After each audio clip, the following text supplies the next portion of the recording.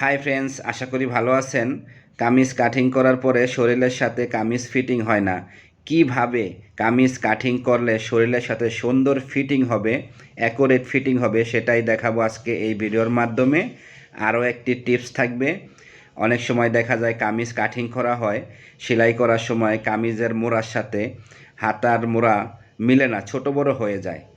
কেন ছোট বড় হয় এবং কিভাবে এই হাতার মোড়া এবং কামিজের মোড়া সুন্দরভাবে অ্যাকুরেটভাবে মিলবে সূত্র সহকারে, সেটাও কাটিং করে দেখাবো এই ভিডিওটার মাধ্যমে।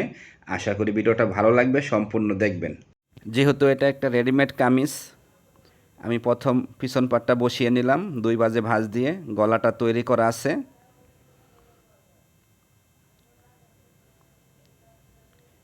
এখন এখানে আমি কাঁধের জন্য দাগ দিয়ে নিব। প্রথমে একটি দাগ দিয়ে নিলাম, সেলাইয়ের জন্য কাপড় রেখে আরেকটি দাগ দিয়ে নিলাম। আমি এখন শোল্ডারের মাপটা ধরে নিচ্ছি। 7 ইঞ্চি, ডাবলে 14 ইঞ্চি হবে, যেহেতু পিছনে ছোট গলা তাই 14 ইঞ্চি। আরমোলের দিকে সোজা দাগটা নিচের দিকে নামিয়ে দিলাম। এখন আমি এখান থেকে মাপগুলো ধরে নিব। আরমোলের মাপটা ধরে নিব 7 ইঞ্চি সূত্র সহকারে। এটা 7 ইঞ্চির একটু বেশি আসে, তো আমি 7 ইঞ্চিতে ধরে নিলাম। এখানে সোজা করে একটি দাগ দিয়ে নিলাম। এখন আমি হিপের মাপটা এবং সাইড ফাড়ার মাপটা কতটুকু নিচে হবে সেটা ধরে নিব। তো আমি 20 ইঞ্চিতে ধরে নিতেছি। প্রয়োজনে আপনারা হাফ ইঞ্চি এদিক বড় ছোট করতে পারবেন, সমস্যা নেই। এবং হিপের মাপের থেকে বডির মাপের থেকে মাঝখানে ধরে আমি এখানে মিডল পয়েন্টে আরেকটা পেটের মাপের জন্য দাগ দিয়ে নিলাম। তো দেখুন, এখানে আরমোলের মাপ, এখানে ফাড়ার হিপের মাপ, এখানে পেটের মাপটা ঠিক মাঝখানে। এখন আমি এখান থেকে বডির মাপটা ধরে নিব। বডিটা হলো আমার 41 ইঞ্চি। এখানে 41 ইঞ্চি ধরে নিলাম। 41 ইঞ্চি ধরার পরে 1.5 ইঞ্চি ধরলাম কাপড়, বাড়তি কাপড় রাখার জন্য, সেলাইয়ের জন্য। পেটের মাপটা হলো 38 ইঞ্চি। এখানে আমি ধরে নিলাম 38 ইঞ্চি এবং এখানে সেলাইয়ের জন্য 1 ইঞ্চি রেখে নিলাম। এখানে ধরলাম 42 ইঞ্চি, বাড়তি কাপড় 1.5 ইঞ্চি। আরমোলের জন্য এখানে আমি 1.5 ইঞ্চিতে একটি ছোট্ট করে দাগ দিয়ে নিলাম এবং এখানে মিডল পয়েন্টে 7 ইঞ্চি থেকে 3.5 ইঞ্চিতে একটা দাগ দিয়ে এখান থেকে শেপটাকে আমি আরমোলের শেপটা দিয়ে নিলাম। তবে এই আরমোলের শেপটা ফ্রন্ট পার্টের আরমোলের শেপটা আমি বসালাম, এখন ব্যাক পার্টেরটা বসাবো। এটা হলো পিছনের পার্টের জন্য। এখন যেটা বসিয়েছি পিছনের, আর আগে যেটা বসিয়েছি এটা সামনের পার্টের জন্য, তাল পার্টের জন্য। তো এখন আমি এই দাগগুলো দিয়ে নিব। এই দাগগুলোর ভিতরে একটি পয়েন্ট আছে, আমি দেখাবো আপনাদেরকে কিভাবে করতে হবে। যেহেতু আমার এই কামিজটা একটু হেলদি মানুষের, তাই এখানে একটু টিপস আছে, টিপসটা দেখিয়ে দিচ্ছি এখন। এই যে এখানে আরমোলের মাপের থেকে শুরু করে পেটের মাপটা পর্যন্ত বাহির সাইড থেকে একটু রাউন্ড করে দিতে হবে, তাহলে কামিজটা সুন্দর একটি ফিটিং হবে। হ্যাঁ, একবারে ঠিক এই সিস্টেমে, সেলাইটাও ঠিক এই সিস্টেমই করতে হবে। তো দেখুন, আমার এখানের দাগগুলো হয়ে গেল। এখন আমি এটাকে লম্বার মাপটা ধরে নিব 44 ইঞ্চি। তো ফ্রেন্ডস, আপনি যদি আমার চ্যানেলটাকে সাবস্ক্রাইব করে থাকেন তাহলে অসংখ্য অসংখ্য ধন্যবাদ। আর যদি এখনও সাবস্ক্রাইব না করে থাকেন তাহলে প্লিজ আমার চ্যানেলটিকে এখনই সাবস্ক্রাইব করে রাখুন, বেল বাটনটি ক্লিক করে রাখুন। আর অনুরোধ থাকলো ভিডিওটা সম্পূর্ণ দেখার, কারণ আমি আরমোলের, বডির আরমোল এবং হাতার আরমোলের মাপটা আপনাদেরকে আজকে সুন্দর করে বুঝিয়ে দিব।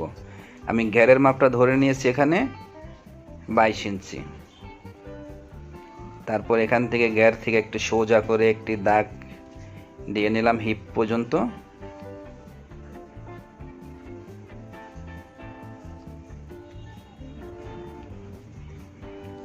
আমার এখানের সম্পূর্ণ মাপ এবং মার্কিং করা হয়ে গেছে। আমি এটাকে এখন কেটে নিব।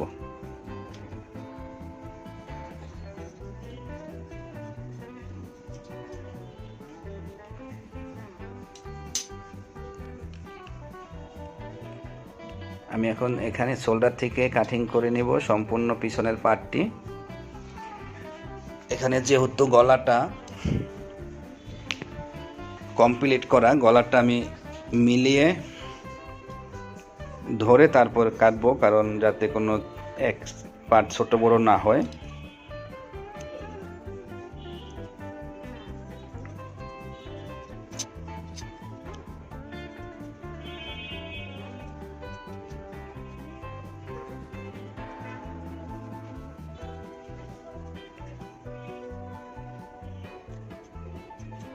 আমি কাটমারগুলো দিয়ে নিলাম দাগের উপরে উপরে, সেলাইয়ের জন্য অনেক হেল্পফুল এই কাটমারগুলো।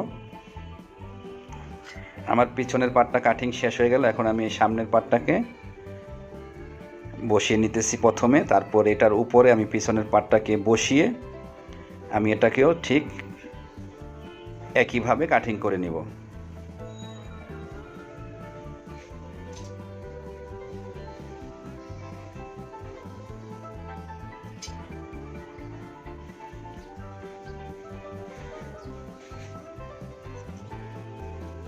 সেমভাবে আমি এটাকে কাটিং করে নিতেছি, তবে এটার আর্মহোলটা একটু কাটিং করতে হবে পরে। তাল পাটের জন্য আমি আগেই পিছন পাড়ের উপরে দাগ বসিয়ে রেখেছি।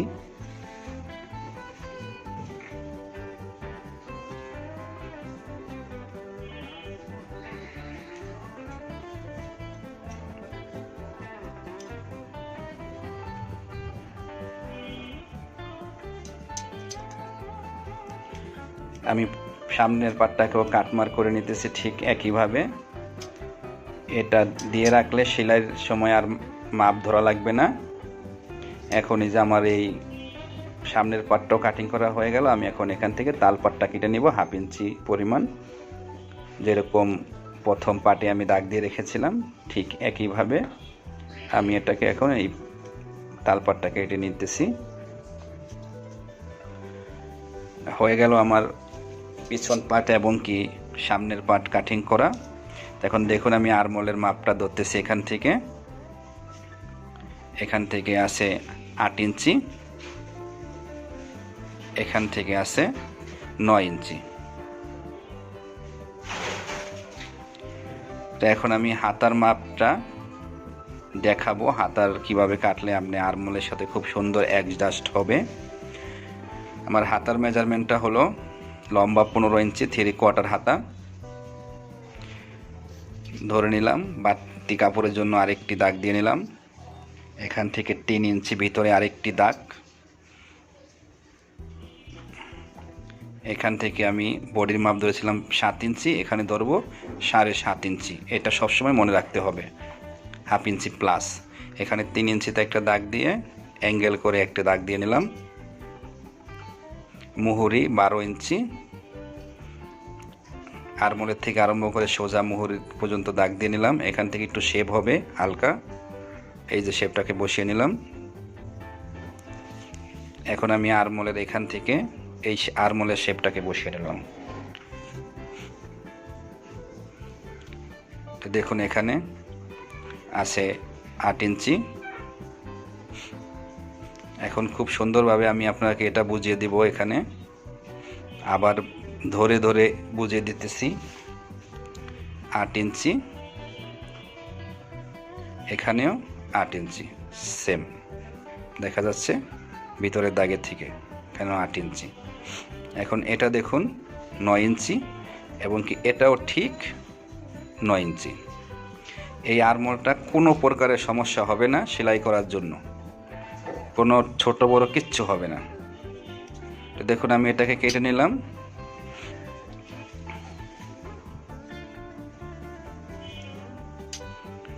আমার একটা হাতা কাটা হয়ে গেল, আরেকটি হাতা আমি এখন এটাকে বসিয়ে সুন্দরভাবে কেটে নিতেছি। সেম